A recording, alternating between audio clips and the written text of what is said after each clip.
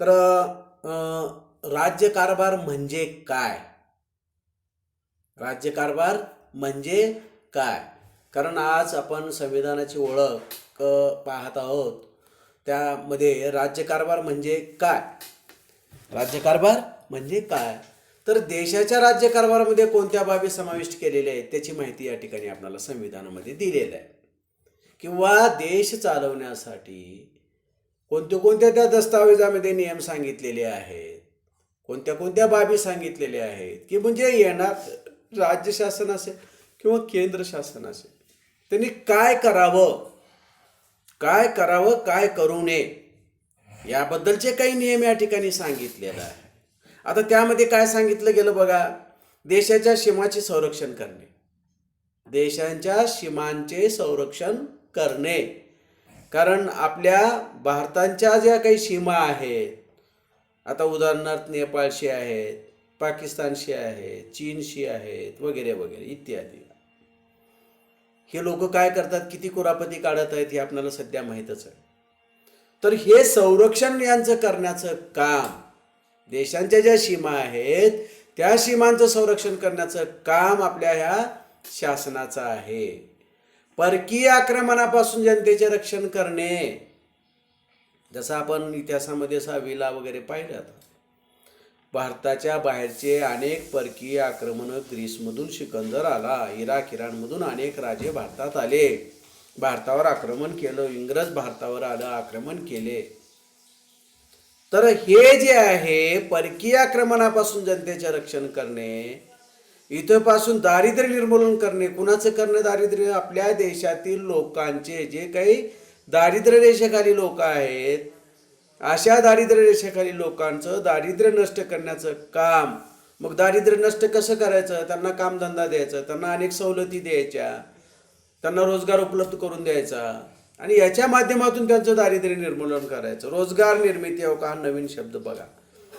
लोकांना आपलं जीवन जगण्यासाठी आपल्या देशामध्ये शासनानं रोजगार निर्मिती उपलब्ध करून दिलं पाहिजे, तरच जनता या ठिकाणी जगू शकते. त्यानंतर सरकारने काय करावं, शासनाने काय करावं? शिक्षण आणि आरोग्याच्या सेवा पुरवल्या पाहिजेत. हे तर आपल्या प्रत्येक गावामध्ये, गाव, वाडी, वस्ती, तांडा, कुठेही छोटंसं गाव असेल तरीही तिथं आपणाला शाळा आहे आणि आरोग्याच्या सेवा आपल्याला या ठिकाणी मिळतात. त्यानंतर उद्योग व्यवसायांना प्रोत्साहन देणे.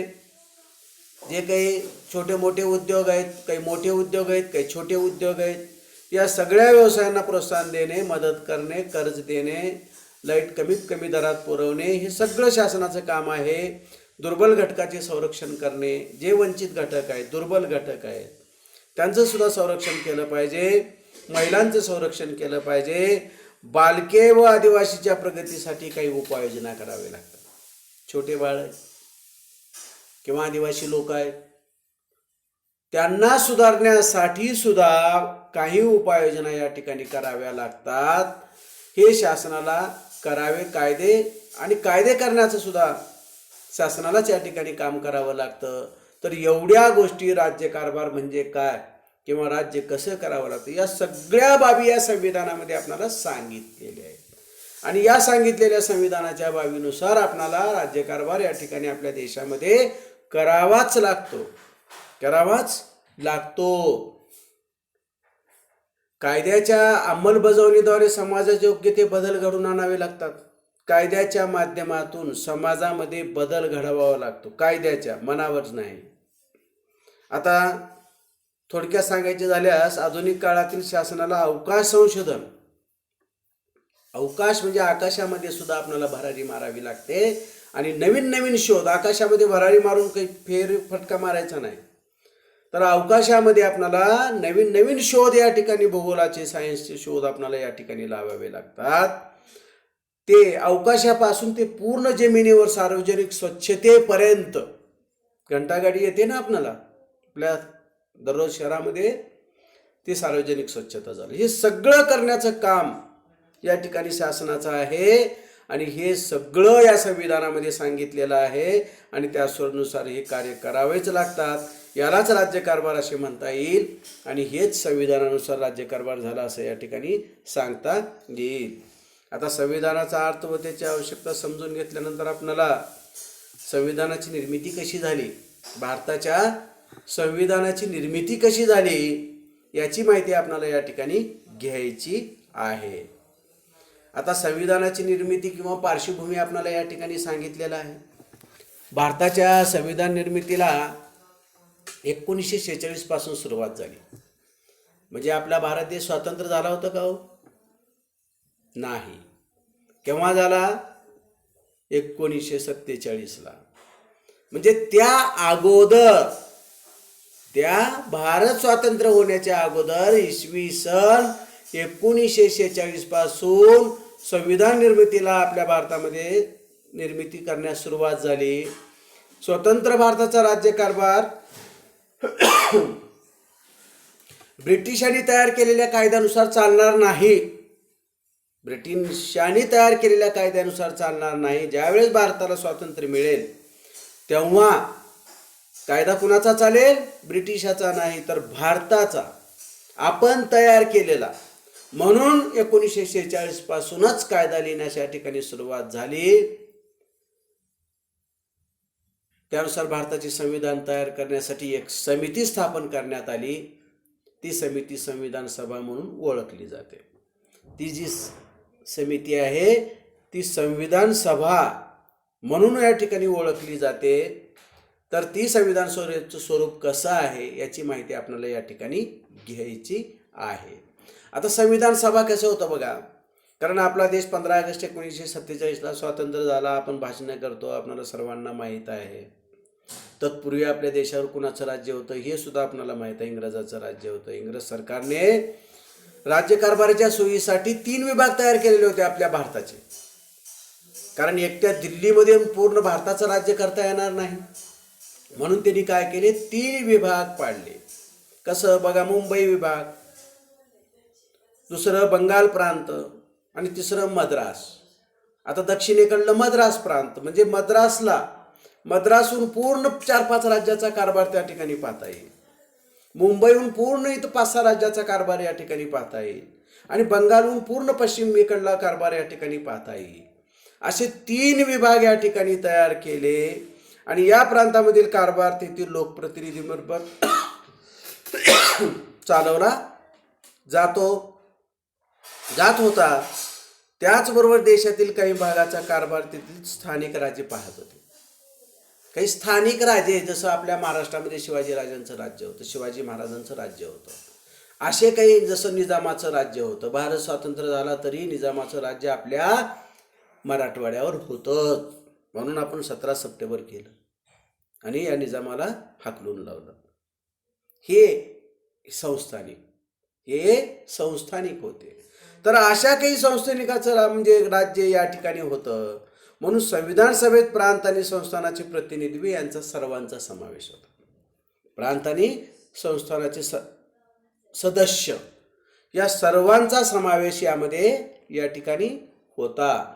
म्हणून संविधान सभेमध्ये 299 सदस्य होते. लक्षात घ्या मी काय सांगतो. हा प्रश्न 100% येतोय बरं.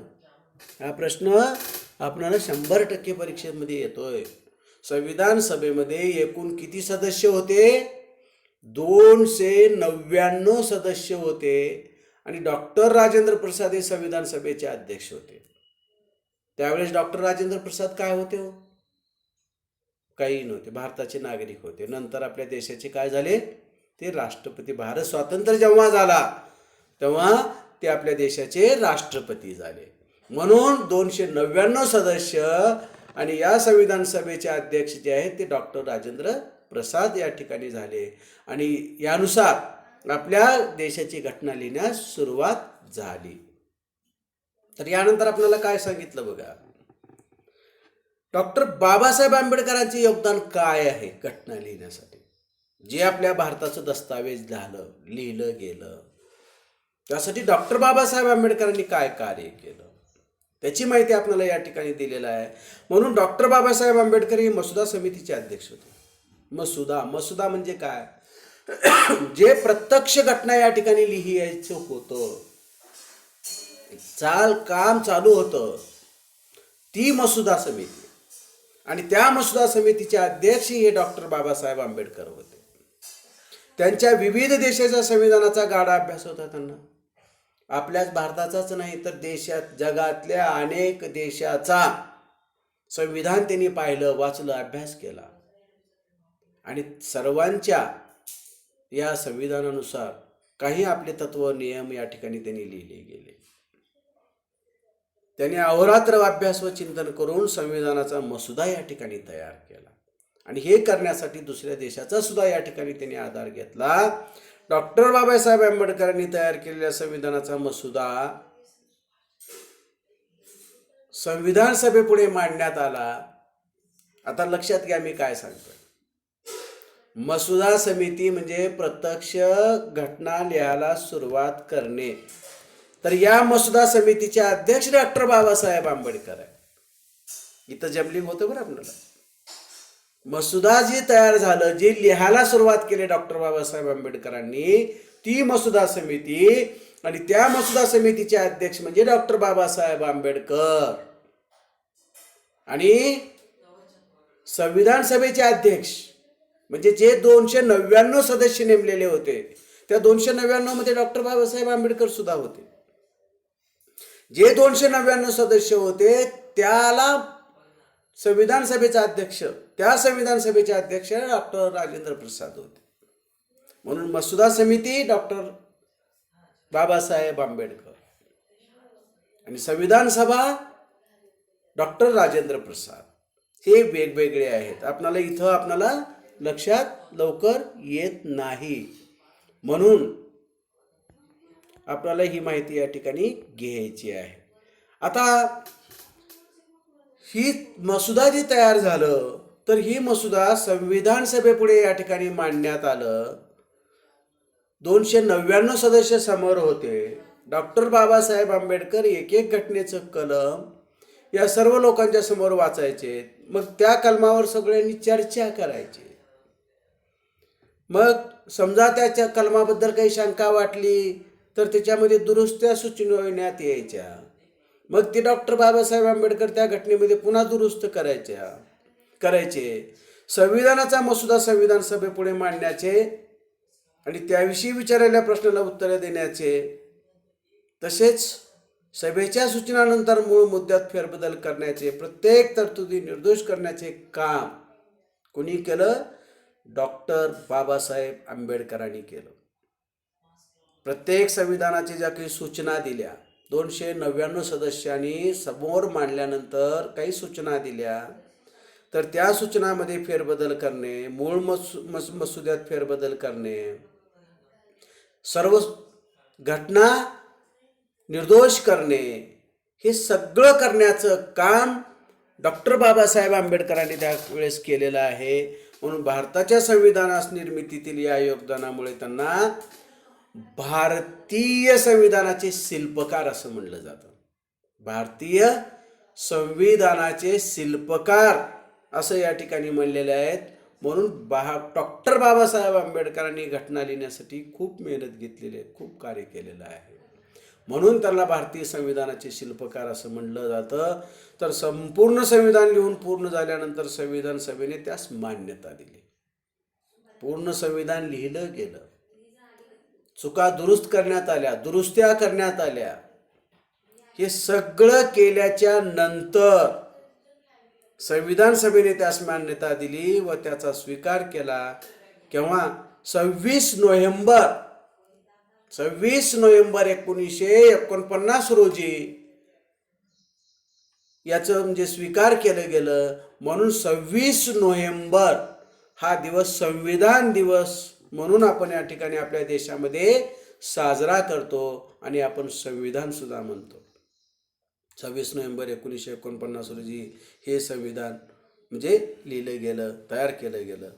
आपण संविधान म्हणतो ना, सर्वांना संविधान पाठ आहे. तर अशा पद्धतीने हे संविधान या ठिकाणी तयार झालं, संविधान लिहिलं गेलं. त्या संविधान दिवस म्हणून साजरा 26 जानेवारी 1950 पासून संविधानातील तरतुदीनुसार देशाचा राज्यकारभार चालण्यास सुरुवात झाली. आता बघा, 26 नोव्हेंबर हा संविधान दिवस म्हणून पाळलो. संविधान तयार झालं, संविधान तयार झालं, साजरा केला, पण 26 नोव्हेंबर हा दिवस संविधान दिवस म्हणून आपण पाळलो. पण प्रत्यक्ष संविधानाचा उपयोग केव्हा केला आपण, तर 26 जानेवारी 1950. लक्षात घ्या मी काय सांगतो. संविधान दिन कोणता आहे? 26 नोव्हेंबर 1949. म्हणजे काय झालं, डॉक्टर बाबासाहेब आंबेडकरांनी पूर्ण संविधान लिहिलं, म्हणून त्याला आपण संविधान दिन असं म्हणलं गेलं. पण हे संविधान आपल्या देशामध्ये केव्हा लागू करण्यात आलं, तर 26 जानेवारी 1950 पासून संविधानाच्या तरतुदीनुसार देशाचा राज्यकारभार चालण्यास सुरुवात झाली. याच दिवसाला आपण प्रजासत्ताक दिन म्हणून या ठिकाणी ओळखलं जातो. म्हणून 26 जानेवारी हा प्रजासत्ताक दिन आहे, म्हणून आपण या ठिकाणी साजरा आपल्या देशामध्ये करतो. तर अशा पद्धतीनं आपल्या या संविधानाची ओळख आपण या ठिकाणी करून घेतली, त्याची माहिती आपण या ठिकाणी घेतलेली आहे. तर आता या ठिकाणी आपल्याला असं सांगितलं गेलं की किती अभिमानास्पद बाब आहे, किती अभिमानास्पद बाब आहे या ठिकाणी सांगितलेलं आहे. तर आपल्या घटनेची या ठिकाणी माहिती दिलेली आहे. संविधान सभेमध्ये चर्चा व विचार विनिमय आधारे निर्णय घेतला जात होतं, कारण 299 सदस्य होते. कुणी एकट्याने हा निर्णय या ठिकाणी घेतलेला नाही. विरोधी मताचा सुद्धा त्यावेळेस आदर करण्यात आला. त्यांनी सुद्धा सांगितलेल्या काही गोष्टी या ठिकाणी घेतल्या गेल्या, त्यांच्या सुद्धा सूचनांचा स्वीकार या ठिकाणी केलं गेलं. हे या संविधानाचे एक वैशिष्ट्य आहे. म्हणजे सर्वांच्या मताचा आदर आपल्या या संविधानामध्ये आहे. तर संविधान पूर्ण करण्यासाठी किती दिवस लागले बघा, 2 वर्ष. आपल्या 1946ला जे संविधान लिहिण्यास सुरुवात झालं ते पूर्ण करण्यासाठी 2 वर्ष 11 महिने 17 दिवस, 2 वर्ष 11 महिने 17 दिवस इतका कालावधी या ठिकाणी लागला गेला. मूळ संविधानामध्ये 22 भाग आहे. मूळ संविधानामध्ये 22 भाग आहेत. 395 कलमे आहेत. जसं आपण बघितलं ना की इंग्लंड म्हणजे अमेरिकेचं संविधान फक्त 7 नियम आहेत, तसं आपल्या संविधानाची 395 कलमे आहेत आणि 8 परिशिष्टे आहेत. 8 परिशिष्टे आहेत. तर हे आपली घटना लिहिण्यासाठी एवढा कालावधी या ठिकाणी लागला गेला. यानंतर माहीत आहे का तुम्हाला, असं या ठिकाणी सांगितलेलं आहे. तर संविधान सभेमध्ये डॉक्टर राजेंद्र प्रसाद आपल्या भारताचे पहिले राष्ट्रपती आहे. पंडित जवाहरलाल नेहरू कोण आहेत माहीतच आहे आपणाला. डॉक्टर बाबासाहेब आंबेडकर मसुदा समितीचे अध्यक्ष, घटना त्यांनीच लिहिली. सरदार वल्लभभाई पटेल ते आपल्या देशाचे गृहमंत्री होते, पोलादी पुरुष होते. मौलाना अबुल कलाम आझाद, सरोजिनी नायडू, JP कृपलानी, राजकुमारी अमृत कौर, दुर्गाबाई देशमुख, हंसाबेन मेहता असे अनेक मान्यवर सदस्य होते. आणि BN राव हे कायदेतज्ञ होते. मग माहीत आहे का तुम्हाला, मध्ये जेवढे काही नावं दिलेले तेवढीच नावं होती का? नाही. मी काय म्हणतो लक्षात घ्या, या संविधान सभेमध्ये 299 सदस्य होते आणि त्या 299 पैकी आपल्याला इथे एक 8-9 सदस्य दिलेली आहे. तर बाकीचे सदस्य सुद्धा होते, 299 सदस्य होते. त्यापैकी फक्त आपल्या पुस्तकामध्ये काही सदस्याचीच माहिती आपल्याला या ठिकाणी दिलेली आहे. आणि त्यापैकी काही सदस्य आपल्याला या ठिकाणी त्यांची म्हणजे पंडित जवाहरलाल नेहरू असतील, सरदार वल्लभभाई पटेल असतील, मौलाना आझाद असतील, सरोजिनी नायडू असतील, त्यांची या ठिकाणी प्रतिमाही दिलेली आहे. आणि इथं आपल्या भारतीय संविधानाचा मसुदा जो काही डॉक्टर बाबासाहेब आंबेडकरांनी तयार केला, पण अध्यक्ष कोण होते? मसुदा समितीचे अध्यक्ष डॉक्टर बाबासाहेब आंबेडकर होते, पण घटना समितीचे अध्यक्ष कोण होते? डॉक्टर राजेंद्र प्रसाद होते. तर त्या डॉक्टर राजेंद्र प्रसादांना यांनी सादर करतानाची फोटो आपल्याला या ठिकाणी दिलेला आहे. म्हणजे मसुदा जो आहे, डॉक्टर बाबासाहेब आंबेडकर मसुदा समितीचे जे अध्यक्ष होता आणि ते तयार केलेला मसुदा त्यांनी कुणाला दिले? संविधान सभेच्या अध्यक्षाला, म्हणजे डॉक्टर राजेंद्र प्रसादांना. त्यांनी ती घटना या ठिकाणी सुपूर्द केली.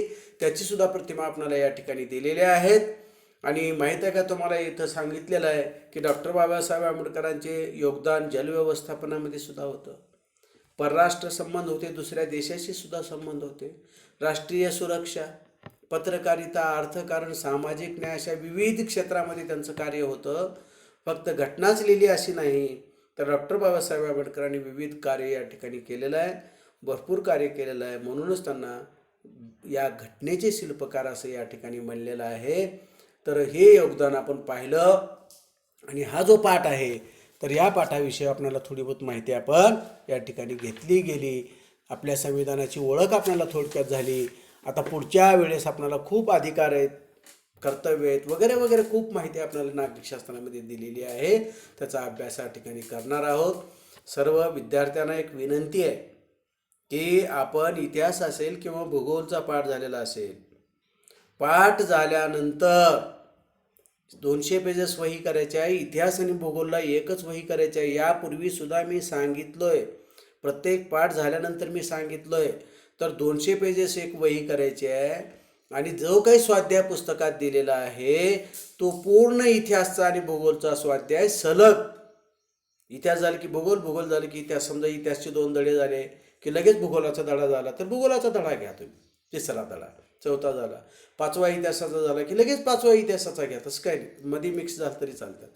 अशा पद्धतीनं आपणाला स्वाध्याय तयार करायचा आहे. आणि तो आम्ही शाळा चालू झाल्यानंतर पाहणार आहे. तुम्ही नाही केल्यास पुन्हा डबल करावा लागेल, अपूर्ण केल्यास पुन्हा करावा लागेल. तुम्हाला वाटेल परीक्षा प्रथम सत्राची होईल, जाईल निघून, पुन्हा आमचं काम वाचणार नाही, त्याशिवाय मार्क आम्ही देणार नाहीत.